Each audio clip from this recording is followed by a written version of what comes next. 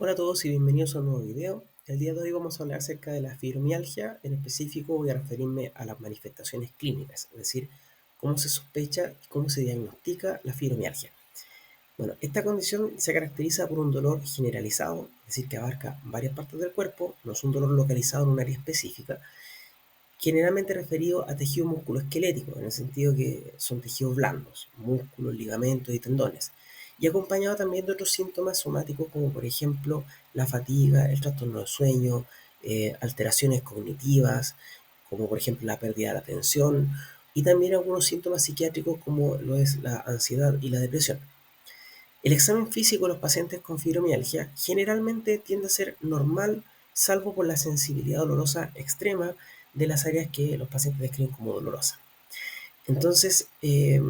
cabe destacar que la mayoría de los pacientes con fibromialgia se quejan de mucho dolor e inflamación, pero cuando uno ve el examen físico, el paciente aparentemente se ve bien y salvo por la sensibilidad dolorosa a la palpación, no se encuentran mayores hallazgos físicos. El examen de laboratorio en este caso y las imágenes tiende a ser normal, o sea, le hacemos reactantes de fase aguda como la VHS o la PCR, salen normales, los hemogramas salen normales en estos pacientes y las imágenes tienden a salir normales. O sea, no hay una correlación clara entre la intensidad y la extensión del dolor y las lesiones encontradas. Sin embargo, hay que considerar que un paciente que tenga alteraciones físicas también puede tener fibromialgia. O sea, por ejemplo, un paciente con artrosis a veces puede presentar fibromialgia posteriormente a la artrosis y lo que va a ayudar ahí a hacer la diferencia en el diagnóstico va a ser más que nada el cambio de los síntomas. Entonces, a manera de resumen, los síntomas característicos de la fibromialgia parten por un dolor generalizado, es decir, que abarca muchas áreas del cuerpo al mismo tiempo, que es crónico, en el sentido que lleva mucho tiempo, generalmente por lo menos 3 meses de evolución, asociado a fatiga y trastornos del sueño, o también a problemas cognitivos como la falta de atención, dolores de cabeza, intestino irritable, depresión y ansiedad. El examen físico, generalmente estos pacientes, como mencioné anteriormente, va a tener tendencia a la sensibilidad del área que el paciente refiere como dolorosa, pero el examen no va a mostrar generalmente inflamación, ni derrame, ni ningún tipo de alteración física que sea coherente con la lesión. Es decir, no vamos a encontrar enrojecimiento de la lesión, ni calor a la palpación. Al examen físico de laboratorio, perdón, examen de laboratorio, normalmente van a salir normales.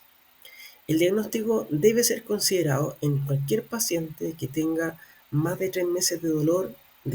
generalizado, como hemos mencionado, donde no haya evidencia de alguna otra condición que explique mejor los síntomas.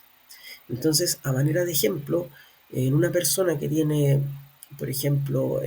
una mujer de 32 años de edad que sufre dolor en las articulaciones, pero que al mismo tiempo al examen físico hay enrojecimiento de las articulaciones, están aumentados a tamaño, hay alguna deformidad, le hacemos una radiografía y se notan cambios en la estructura de los huesos, al mismo tiempo que le hacemos un factor reumatoideo que sale muy elevado,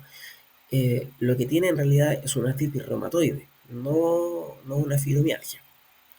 Eso, a pesar de que podría tener síntomas compartidos con la fibromialgia, en ese caso los síntomas se explicarían mucho mejor por la artritis reumatoide. Por el contrario, esos mismos síntomas del paciente, pero sin las alteraciones físicas, es decir, sin el enrojecimiento de las articulaciones, sin el calor local de las articulaciones, sin la deformidad y con los exámenes de laboratorio e imagen normales, es perfectamente un candidato para hablar de fibromialgia.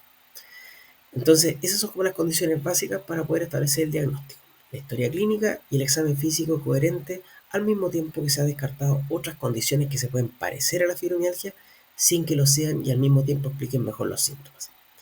El rol de los exámenes de laboratorio en ese sentido es bastante escaso,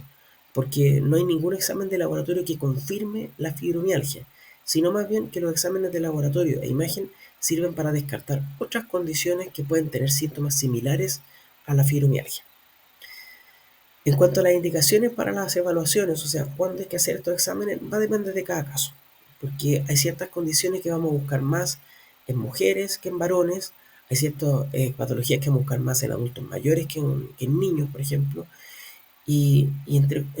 por así decirlo, la decisión de qué exámenes tomar varía de caso a caso. Y ahí va a ser importante que el médico, cuando evalúe a su paciente, trate de hacer exámenes en forma, digamos, criteriosa. O sea, no es llegar y hacer exámenes de todo para descartar lo que sea que se pille, sino que en realidad todos los exámenes tienen que ser solicitados de una forma dirigida en base a la realidad del paciente, el contexto general de la consulta y también, ¿por qué no decirlo?, en base a las inquietudes del paciente. Muchas veces hay un paciente que tiene antecedentes familiares de alguna enfermedad y desea descartarla y hay que considerar también esos factores al momento de la evaluación. Entonces, en resumen, la fibromialgia es una enfermedad compleja que tiene síntomas cardinales que consisten en dolor crónico generalizado de más de 3 meses, asociado a otros síntomas como la fatiga, trastornos del sueño, ansiedad y depresión. Y generalmente para poder confirmar el diagnóstico es necesario descartar otras condiciones que comparten los síntomas, pero que podrían explicar mejor los síntomas en el paciente. No olviden dejar escrito sus dudas. Yo sé que este es un tema complejo, así que si surge cualquier duda con respecto al diagnóstico, no olviden comentarlo. Y si tienen alguna sugerencia de algún tema, lo pueden comentar también para que hablemos de esos temas en el futuro. En cuanto al diagnóstico diferencial, el tratamiento de esta condición, lo vamos a discutir en otro video más adelante para no hacer tan extenso este video en particular. Nos vemos en el próximo video.